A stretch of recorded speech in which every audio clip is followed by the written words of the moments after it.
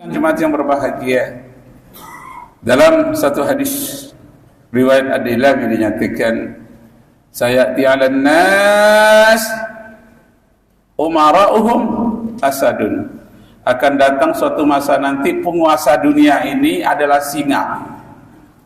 Artinya tanpa kompromi, tanpa demokrasi, tanpa musyawarah, dia mengatur dunia ini dengan kekuatan taringnya, dengan kekuatan cakarnya. Nah, itulah yang dilakukan oleh Amerika beserta Zionis pada hari ini.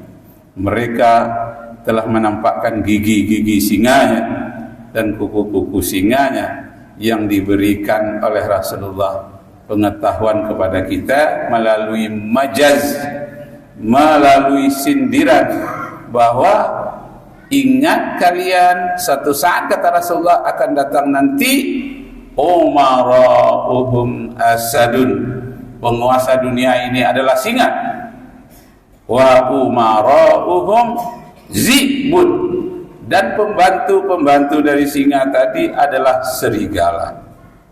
Nah, itu yang kita lihat di dalam NATO, itu yang kita lihat dalam negara-negara barat, persekutuan juga Rusia dengan kawan-kawannya. Masya Allah, ini ada sindiran dari Rasulullah yang disebut dengan wa uzara'uhum zibun, dan kemudian bawahan-bawahan dari singa tadi adalah serigala. Wuzara itu artinya pembantu. Kalau untuk di negara, satu negara itu namanya menteri, wazir. Wuzara jamak dari wazir. Menteri-menterinya terdiri dari serigala. Itu kalau untuk tingkat nasional. Kalau untuk tingkat internasional, yang disebut dengan teman-temannya dari perilaku dari hukum riba, itu adalah berkarakter seperti serigala. Bagaimana karakter serigala itu? Hanya mementingkan kelompoknya saja. Adil atau tidak adil tidak masalah. Yang penting kelompoknya dibela. Benar apa salah? Asal kelompoknya dibela. Alangkah susahnya pada waktu itu orang mencari kebenaran.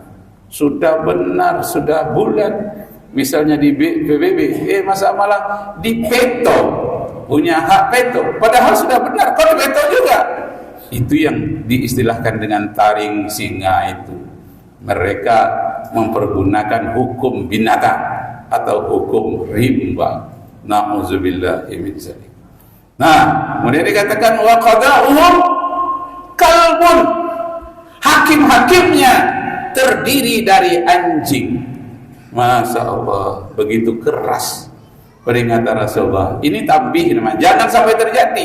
Tanbih itu artinya peringatan keras, jangan sampai terjadi. Ini hanya peringatan, tapi hampir-hampir saja terjadi. Apa yang disebut dengan waqada'uhum kalbun, hakim-hakimnya, penegak hukumnya adalah anjing. Bagaimana karakter anjing itu? Makan sogok. Sekalipun orang alim kalau tak menyogok akan digonggongnya. Sekalipun preman atau orang perampok kalau memberikan hadiah sesuatu kepada anjing itu, dia akan jinak dan akan membelanya. Na'udzubillahi min dzalik.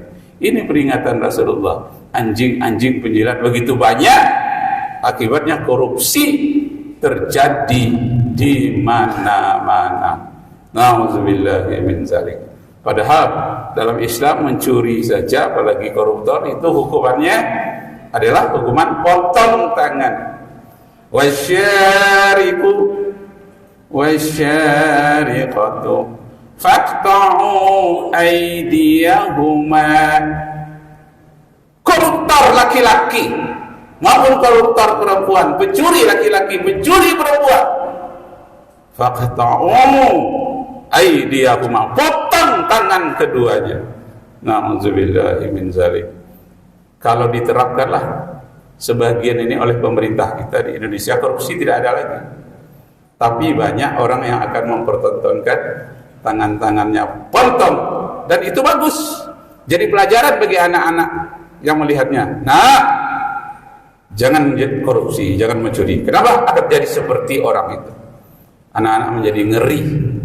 Jadi kaum muslimin yang berbahagia, kalau dikumpulkan di penjara ramai-ramai itu menghabiskan uang negara, menghabiskan biaya umur, dan menghabiskan waktu untuk itu.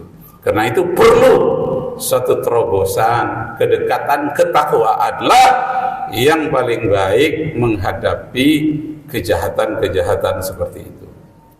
Dan kemudian dalam hadis Ad-Dailami itu dilanjutkan bahwa pada waktu itu kata Rasulullah, dinuhum darahimuhum, agama mereka pada waktu itu dirham, uang. Agama mereka adalah agama uang. Masya Allah. Apapun pekerjaan, apapun yang ingin sukses, semuanya berorientasi kepada uang. Ajaran Nabi Isa alaihi salam dalam nasihatnya mengatakan uang itu adalah sumber segala kejahatan. Nauzubillahi min zalik.